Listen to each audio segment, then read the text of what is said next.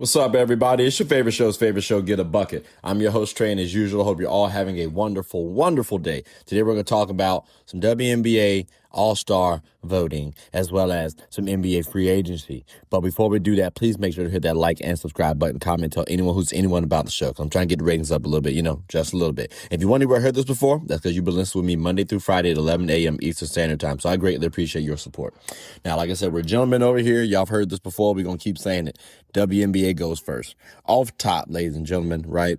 The season will be commencing yet again from the Commissioner Cup. It has already taken place. So looking forward to seeing some more hoops. But we got to talk about the starters for the WNBA's 2026 All-Star Game. Now, they've already listed out the top 10 or the 10 names. So let's go ahead and talk about it, shall we?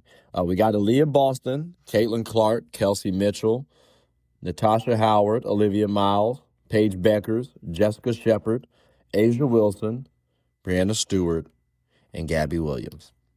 Now, some of y'all might be a little disappointed at some of these names that I listed off. Ladies and gentlemen, I can actually say I'm not mad at the listing. I'm really not. Could we have swapped some other names out? We sure could have. But, I'm not too mad at the names per se. Like the Fever leading with 3 All-Stars. Let's note that again, right? They've been doing their thing. Shout out to Aaliyah Boston, who is leading her team, by the way, in win shares.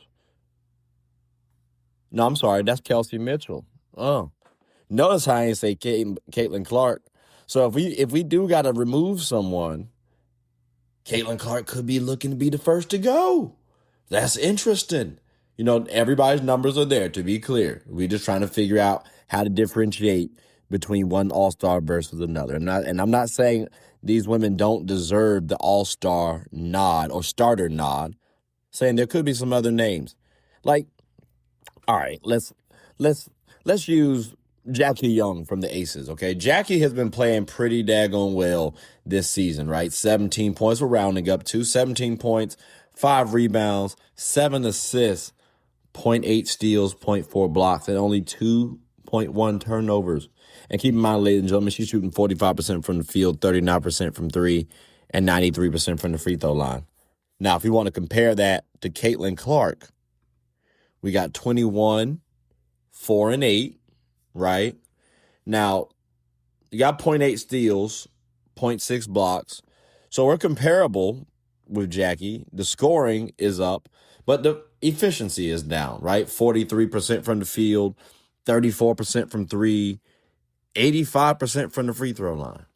So, again, I think there's a world where Jackie Young, despite having almost like a 4-point delta in points, I think it's safe to say she could have gotten the nod over Caitlin Clark. Again, we're talking about 7 assists to 2 turnovers.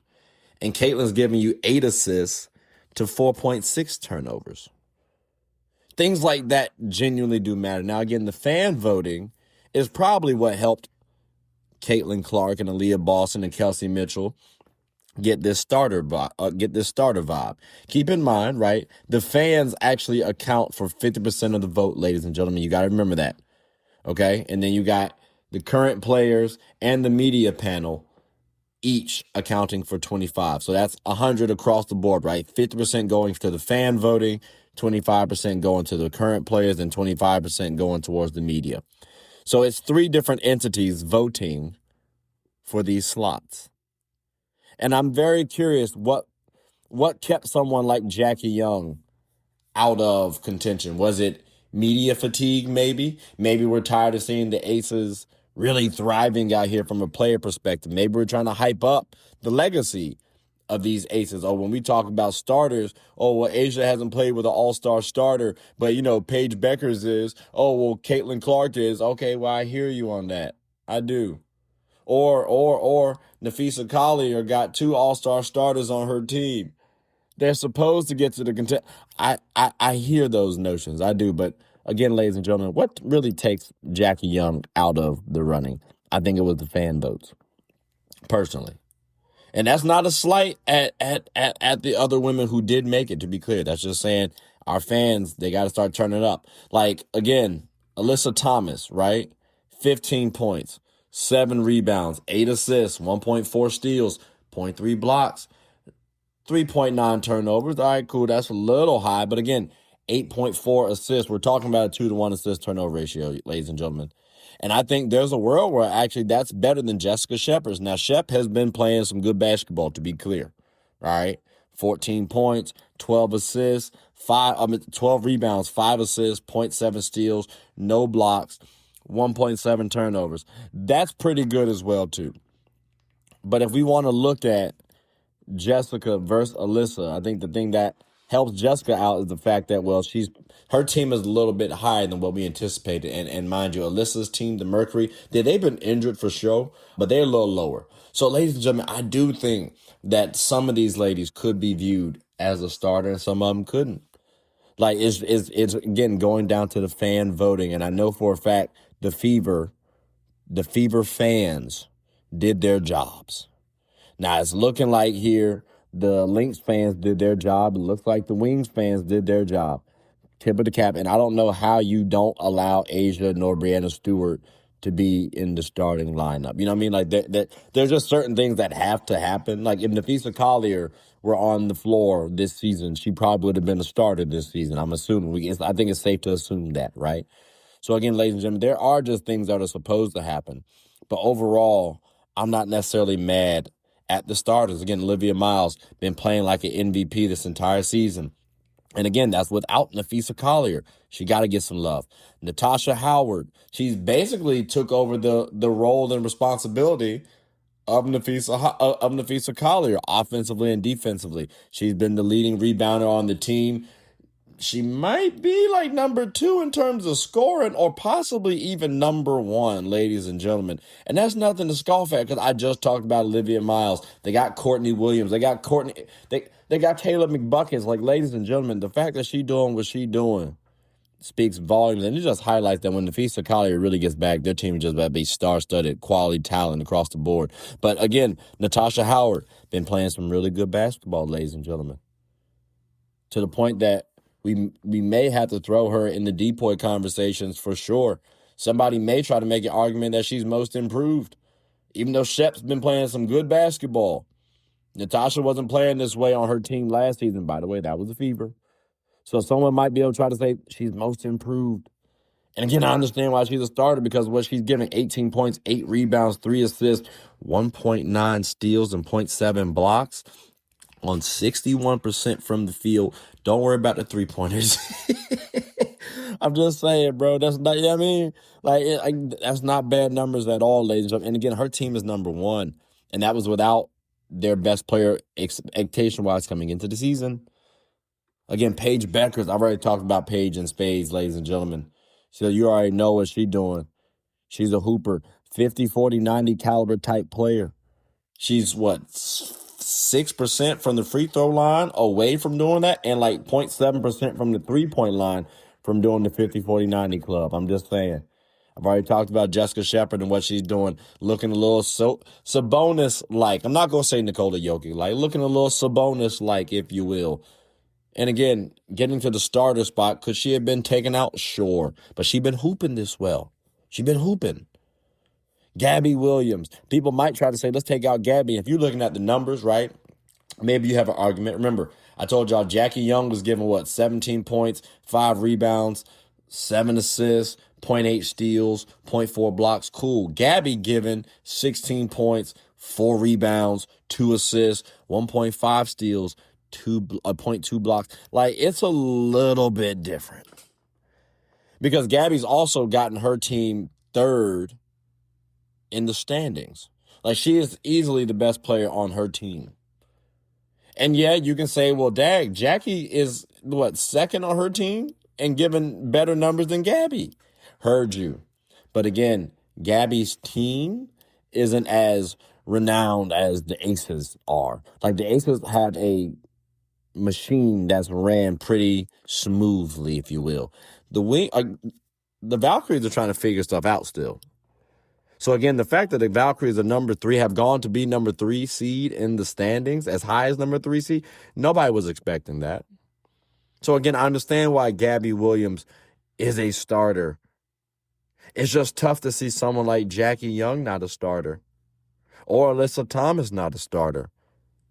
I get it too. I can understand it. And again, especially when you think about fan voting as well, especially when, Alyssa did just hit Caitlin Clark. That might not have helped her out a little bit.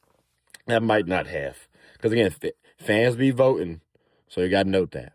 But ladies and gentlemen, boys and girls, again, I don't really have a gripe or issue with the All-Star starters for the WNBA this upcoming season. Could we have made some changes? Sure. I don't have a gripe. And I'm looking forward to seeing this season because we get to see, and I've been talking about these girls, Olivia, Paige, and Caitlin. We get to see a new era being issued in, right? I love that. Can't wait to see it. So, again, the starters, we locked in. Let's wait and see who the reserves are going to be because that's really going to help out some arguments for sure. But everybody who's talking about, Caitlin doesn't have a better team or Asia has, a lot of – some of these narratives are going to be, or at least they're going to try to change some of these narratives around over the next couple of weeks. So I'll be looking forward to seeing how the rest of these rosters going to shake out. But we're going to stay tuned, and we're going to now switch it over from the WNBA, ladies and gentlemen, to the NBA, because I just need to say this real quick. Again, NBA free agency, I told you all, it can be a little heartbreaking. It can be frustrating, irritating, all the eightings. I'm telling you right now. The fact that my Lakers could not get Jalen Brown, heartbreaking. Like, Jalen Brown was traded. Let me say this again. Jalen Brown was traded, and he was traded to the 76ers. Like, I don't know who has been deeming Paul George as valuable as he has been, but Paul George has been hey, man, listen. Paul George has been in some trades. All right, he has been in some sizable trades right now. The one for SGA, that brought dividends. This 76ers one, I think, is going to bring some dividends as well, too, because the 76ers now have Maxey, Jalen Brown, and Joel Embiid. And if everybody's healthy, I think they got the player that they needed to go win a championship. Keep in mind, they had the talent to do so last season. And I think now losing PG and losing Kelly Oubre, you still have some wonderful players on this team. Now, I think a couple things you may want to add are like some more wings, right? Like, I love VJ Edgecombe. I do. His athleticism is ridiculous, dumb, stupid, right? Like, it's all that. He's a quality young talent. Rookie season was phenomenal. I hate the fact that it's just going to be VJ and Jaylen. Like, don't get me wrong, Dean Wade is cool. Like, we saw him from, the Cavs. He was all right. He can stretch the floor a little bit, and that's what the 76ers are going to need. They're going to need somebody to stretch the floor out, especially because Maxey can shoot the 3-2. VJ can shoot the ball. Jaylen can shoot the ball, but also they're putting all these shooters around Joel Embiid.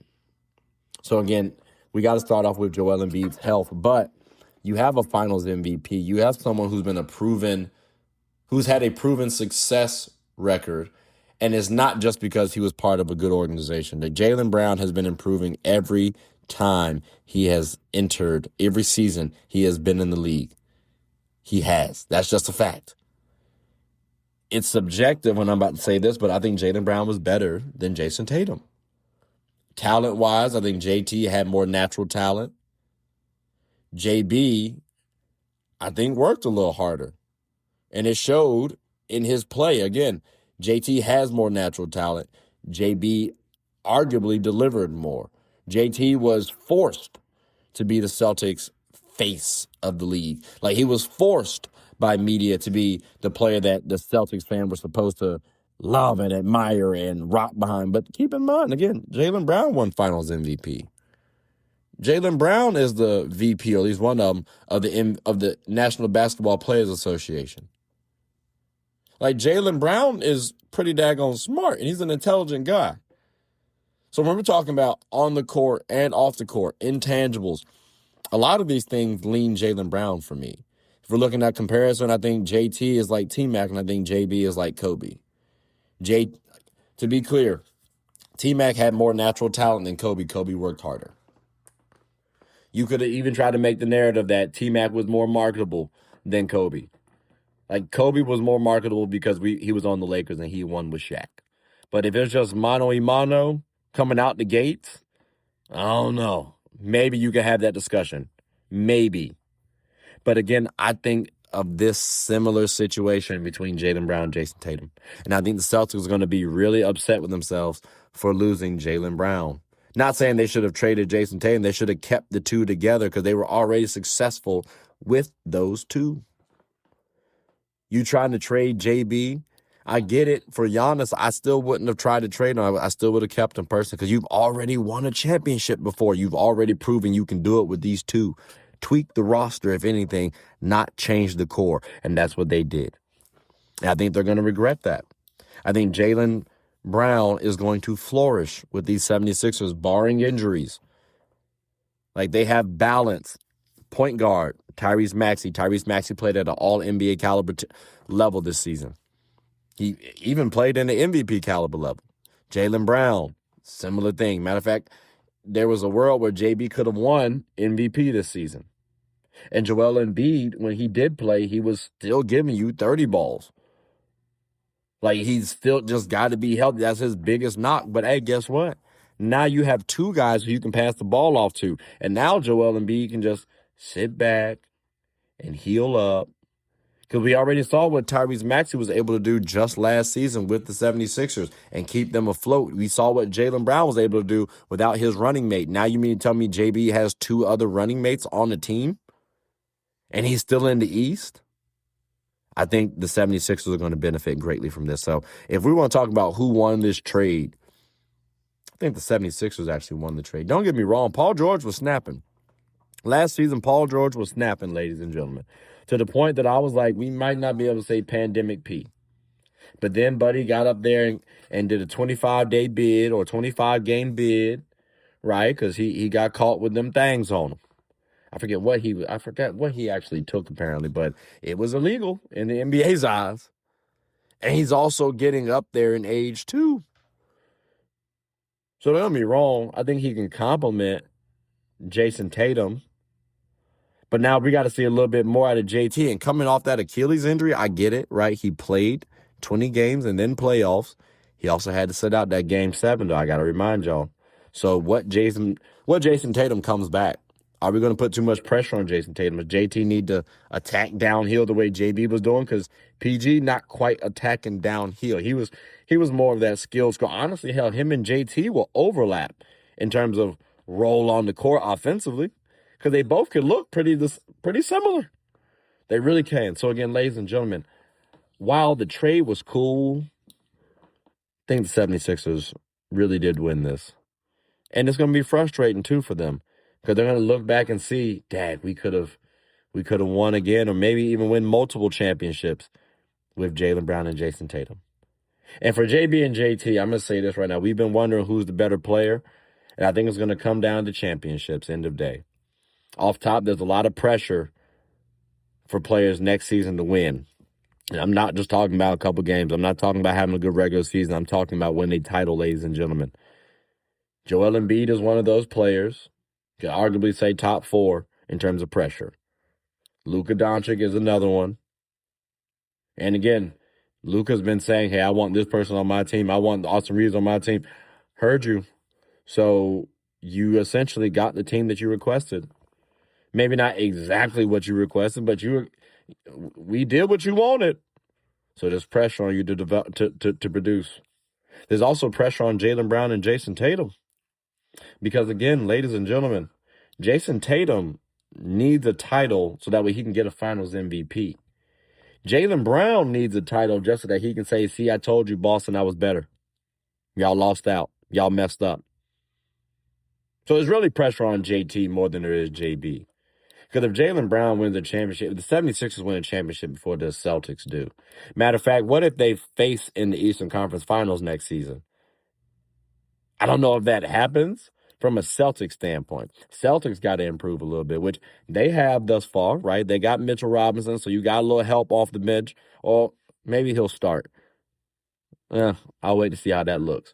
But you got Mitchell Robinson, you got Jason Tatum, you got Paul George, you got Baylor Shireman, Derek White. That's an okay little roster. All right. Mike Conley. Might keep a job, Conley, ladies and gentlemen. Kudos to Mike Conley, too, for staying employed. 20-year career. Buddy like 6'1", not uber athletic. Shout out to Mike Conley for being a savvy vet. Tell you right now, a lot of people could use Mike Conley on their team. Just keep it a buck with you. But the Boston Celtics, Peyton Pritchard, Jordan Walsh, Sam Hauser, like Neemias Queta, if a couple people make a couple of jumps, all right, sure, maybe the Celtics can get back to the conference finals. But what happens if the 76ers face the Celtics again? And the 76ers beat the brakes off the Celtics and then win a championship. I bet you money that'll be Jalen Brown's favorite season all time. I promise you. Like, bro, the fact that he really got traded because he was excited that this was his favorite season and he saw what he could do by himself. The fact that he got traded for that, bro, it's disgusting work, man. I hate Celtics, and I'm already a Laker fan. We're not supposed to like y'all. I'm just disgusted in what y'all have done. It's really piss poor.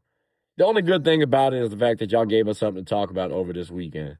I'm telling you that right now. That's the only good thing that came about this. Because, ladies and gentlemen, again, I'm disappointed in the Celtics, and I'm excited for the 76ers. Because as of right now, we're going to wait for NBA free agency, but as of right now, 76ers could be a favorite to win the title next season. But let's wait and see what happens because we got a lot more free agency to witness. So definitely stay tuned. Braun still ain't chosen the squad yet. And what if he goes to the Cavs? What if he goes to the Wizards? That may be a little interessante. He got a couple of options for sure. He could spin the block and go back to the Heat. That'd be some heat right there.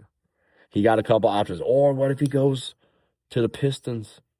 I'm just saying, we got a couple options. So we're going to wait and see what happens with free agency. But ladies and gentlemen, I told y'all not to get too excited, not to get too upset. Because if I were really to be upset, I'd be pissed off that the Lakers, because we have not been making enough moves for me to keep saying mine. So the Lakers, a.k.a. former my Lakers, we ain't been doing enough. So, yeah, I should be a little more upset, flabbergasted, annoyed, perturbed, everything. Every word, every synonym to bad that you can think of, mad that you can think of, I should be that. And I ain't coming off like that because, again, it's a lot of free agency. So maybe, yeah, we're not going to win. Let me stop being optimistic. Let me get off this channel right fast. But, ladies and gentlemen, boys and girls, that does conclude the end of the episode. So, again, who are you liking for the WNBA starters? Or better question, who do you not like as a WNBA starter? Do you feel like one of the 10 are not deserving of so? Should somebody else have been listed as a starter? I'm curious of your thoughts. And then, how do you feel about NBA free agency thus far, right? Are you cool with it? Matter of fact, and I got to say this too, as analysts, we got to chill out on some of these comments that we've made. Like I know Stephen A. Smith said, my Lakers aren't going to be able to win with an all-white cast. To be clear, yeah, we got 4 black people on the team, and they'll probably be looking to defending more often than not, right? Like those will be the energy guys, the glue guys, the hustle guys. And I don't think we that competitive. It has nothing to do with us having a white roster or the majority of our starters being white. It has nothing to do with that at all. It has nothing to do with our big 3 being quote unquote white. Like it has nothing to do with that. We just don't have the talent. Like put our big 3 up: Jalen Brown, Tyrese Maxey, Joel Embiid. Then you got Luka Doncic, Austin Reeves, Walker Kessler.